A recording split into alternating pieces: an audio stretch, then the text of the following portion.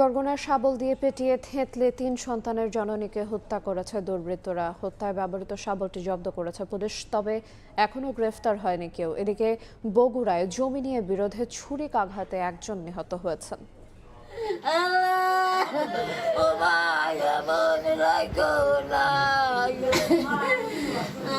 নিজ ঘরে গৃহবধূর মুখমণ্ডল থেতলানো, মরদেহ, দেয়ালে ছোপ ছোপ রক্তের দাগ।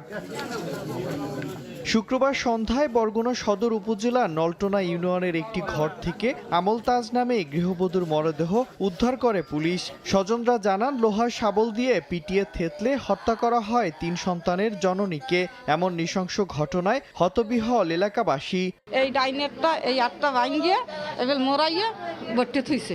কোন অপরাধের কারণে আমার বোনরে মারলো? আমার বোনের কাছে কি করলো? আমার বোন তো নিরাহ বোন। তদন্ত করে ভালো মতো বাইর করে দৃষ্টান্তমূলক শাস্তি দেবেন। সুষ্ঠু তদন্তের মাধ্যমে প্রকৃত দোষী বেরোয় আসুক এবং এই যারা এই হত্যাকাণ্ড ঘটিয়েছে তাদের দৃষ্টান্তমূলক শাস্তি দাবি করছে।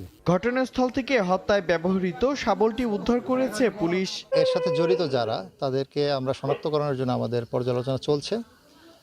আমরা আমাদের তদন্ত অব্যাহত রেখেছি। এদিকে শুক্রবার রাত 10টার দিকে বগুড়ার সারিয়াকান্দি ফুলবাড়ি বাজার এলাকায় জমি নিয়ে বিরোধে সংঘর্ষ হয়। ছুরিকাঘাতে নিহত হন কোচিং সেন্টার পরিচালক চয়ন রাজভর, আহত হন একজন। এ ঘটনায় সন্দেহভাজন দুজনকে আটক করেছে পুলিশ।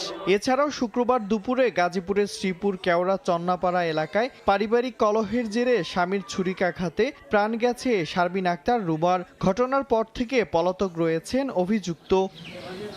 মিরন আহমেদ, সময় সংবাদ।